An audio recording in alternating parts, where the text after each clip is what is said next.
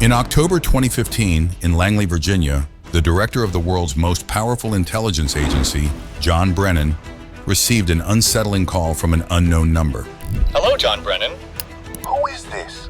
You're a loser. How did you get this number? It was easy, bro. What do you want? I don't want anything. I already control you. Why are you doing this? We want you to stop bombing the Middle East. If this call had been made to an ordinary person, it might have been dismissed as a juvenile prank. However, this was no ordinary person. This was the head of the Central Intelligence Agency. The fact that someone, especially a child, had not only accessed his personal mobile number, but also breached the agency's formidable cyber defenses was staggering. This story revolves around two kids who hacked the CIA's systems and embarrassed a superpower like the United States. Who were these kids, and why and how did they accomplish this feat?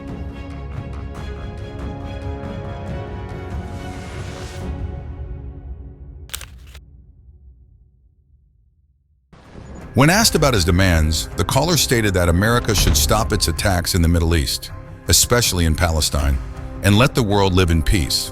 Even before this call, the CIA had already discovered that their systems had been compromised. The full extent and impact of this hacking on the CIA and the United States would unfold later in the story. As soon as the call ended, the entire American government and the CIA sprang into action. The revelation that a child had managed to infiltrate such a significant intelligence agency was a matter of immense embarrassment for the CIA. For an agency where agents are considered compromised only if their identities are disclosed, this breach was particularly alarming. At the CIA headquarters in Langley, Virginia, there is a Starbucks branch where the cups have no logos and no names written on them, ensuring that agents remain anonymous and untraceable. Given this level of meticulous security, the hacking of their systems was a catastrophic issue, highlighting a vulnerability that threatened the very essence of their covert operations and national security protocols.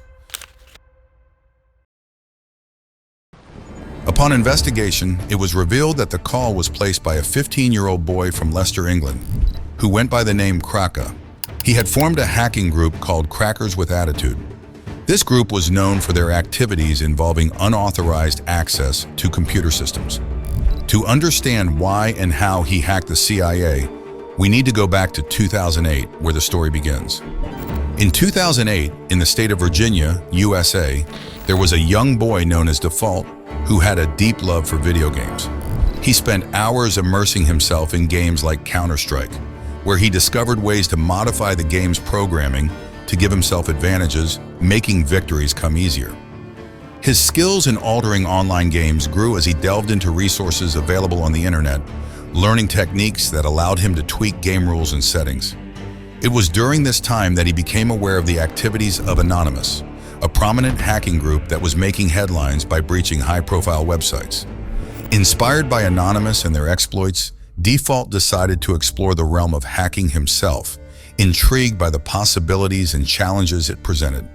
This marked the beginning of his journey into the world of cybersecurity and ethical dilemmas surrounding unauthorized access and digital manipulation. Default began hacking small websites but wanted to do something bigger. He joined a hacking group called AnonSec, which used to hack websites for political purposes. AnonSec would create and spread viruses on the internet, controlling any computer that got infected. This entire network of infected computers was known as a botnet. As a member of AnonSec, Default had access to this botnet and discovered a computer from a Canadian medical college. He managed to access the financial records of the school and deleted records of over $9 million that were owed by students, causing chaos in the college. In 2014, Denmark introduced a contentious law permitting sexual abuse of animals, sparking outrage worldwide. Default, known for his love of animals, took action by hacking Denmark's official website and several pro-law websites. His cyber protest garnered international attention and pressured the government to retract the law. Despite his efforts, the hack was publicly attributed to Anonymous, a renowned hacking group. This misattribution left Default feeling unrecognized for his activism, a sentiment that troubled him deeply. Default maintained strict anonymity, ensuring his identity remained concealed. He utilized a satellite connection for internet access, which added an extra layer of security. His computer was fortified with stringent protective measures, resulting in a lengthy 30-minute boot-up time. Despite this inconvenience, Default prioritized safeguarding his privacy above all else.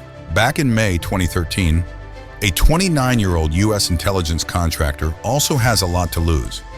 He has his own home in Honolulu, a loving girlfriend, and a salary of over $200,000 per year. But he's discovered a huge secret, and it's too big to keep.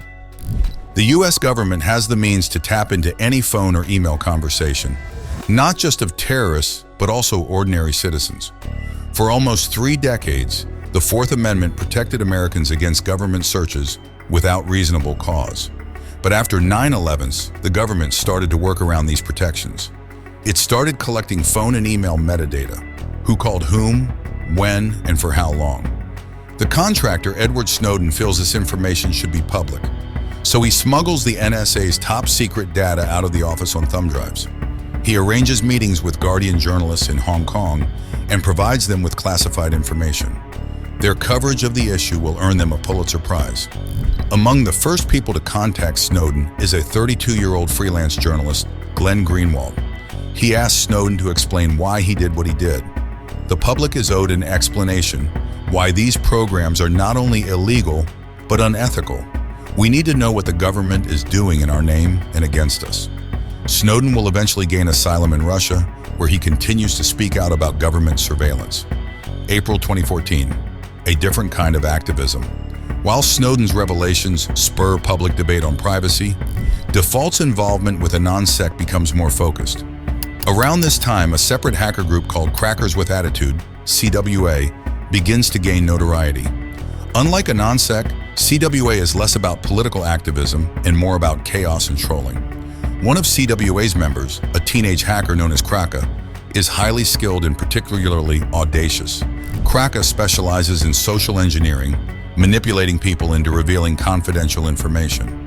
He is able to gain access to the personal details of high-profile figures, including John Brennan, the CIA director. They aim to make the CIA understand how it felt when personal information was leaked. Their first target was James Clapper, the Director of National Intelligence. They publicly shared his phone number, allowing anyone to contact him. They then set their sights on John Brennan, the CIA director. Cracka found Brennan's public phone number and tricked Verizon into revealing his personal details. With this information, he hacked Brennan's email, accessing top-secret documents and other sensitive data. CWA's activities embarrass the U.S. intelligence community and highlight vulnerabilities in even the most secure systems. Despite the serious implications, much of CWA's motivation appears to be rooted in the thrill of causing chaos and the desire for recognition within the hacker community. Cracka started leaking the documents, causing a huge uproar in America and globally.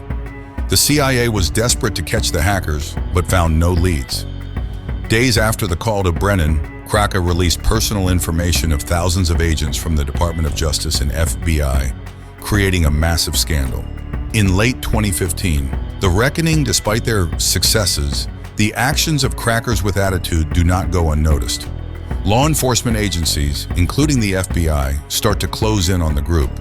They use various techniques to unmask the members, from digital forensics to old-fashioned detective work. In November 2015, British authorities arrest a 15-year-old from the West Midlands, Cracka himself. His real name is Kane Gamble. Gamble's arrest makes headlines and serves as a stark reminder of the thin line between digital mischief and serious cybercrime. Kane Gamble is eventually charged and sentenced for his role in the hacking spree. Despite his young age, the severity of his actions leads to a significant punishment. He receives a 2-year detention and training order, reflecting the serious nature of his offenses, and Liverman, not directly involved in the CIA hack, got 5 years. Today, both are free and pursuing careers in cybersecurity. Do you think they did the right thing or wrong? Let me know in the comments. I hope you enjoyed this video. See you in the next exciting video.